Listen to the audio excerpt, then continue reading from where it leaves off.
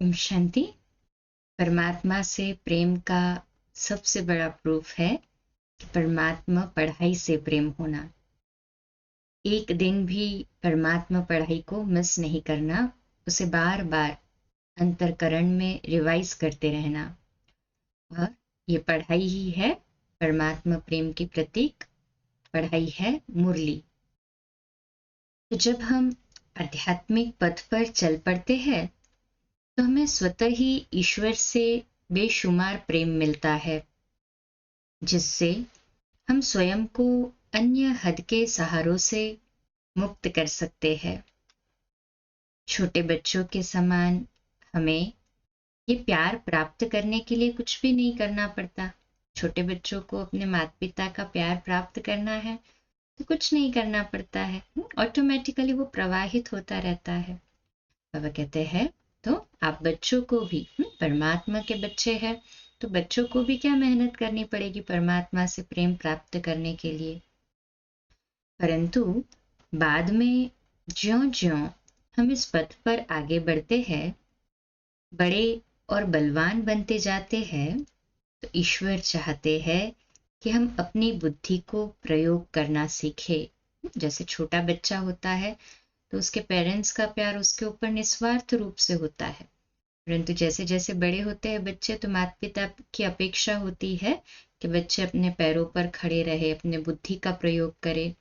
तो हम भी इस ईश्वरीय मार्ग पर, आध्यात्मिक मार्ग पर जैसे जैसे आगे बढ़ते हैं, परमात्मा के भी हम बच्चों से ये एक शुभ आश होती है कि बच्चे अपनी बुद्धि का प्रयोग करना सीखे। अतः वे पीछे खड़े होकर देखते हैं कि क्या बच्चा उनकी शिक्षाओं पर सही रूप से चल रहा है, क्या बच्चा रूहानी नियमों का पालन कर रहा है।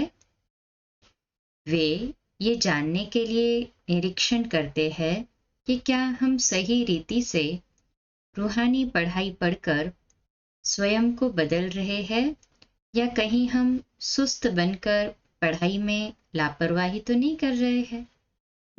परमात्मा भी अवश्य जानना चाहेंगे कि बच्चे एज गॉडली स्टूडेंट्स पढ़ाई पर, इस रूहानी पढ़ाई पर पूरा अटेंशन देकर स्वयं में परिवर्तन ला रहे हैं कि अलबेलापन, आलस्य आ गया है, सुस्त हो गए हैं, लापरवाही कर रहे हैं पढ़ाई में।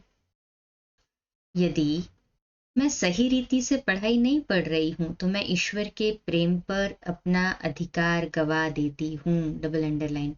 खुद ही हम खुद को परख सकते हैं कि मैं पढ़ाई, परमात्मा की जो हमारे लिए पढ़ाई है, मुरली है, उसको सही रीति से पढ़ रही हूँ या नहीं।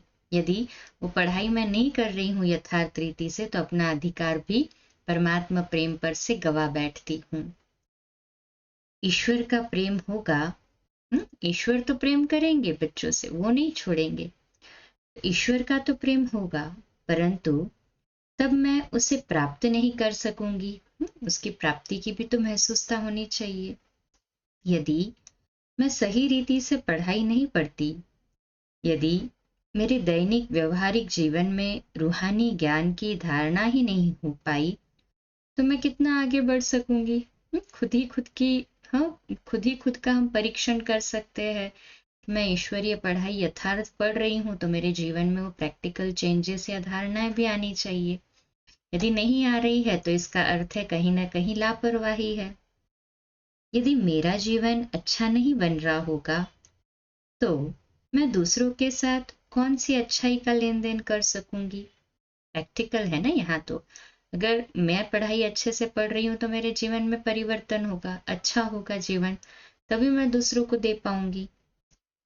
ईश्वर उन बच्चों से विशेष प्रेम करते हैं जो उनके विशेष कर्तव्य में उनकी मदद करने को तैयार रहते हैं। Double underline.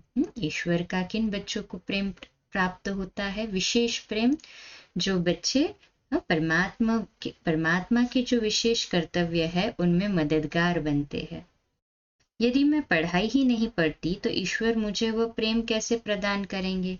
बट ऑब्वियस है, पढ़ाई पढ़ूंगी तो ईश्वर मुझे वो प्रेम प्रदान करेंगे, नहीं तो नहीं करेंगे। अच्छा, कल सुबह अमृत वेला 3:30 से 4:30 मेडिटेशन, मुरली क्लास सुबह 4:45 बजे और रात्रि क्लास 8:45 बजे।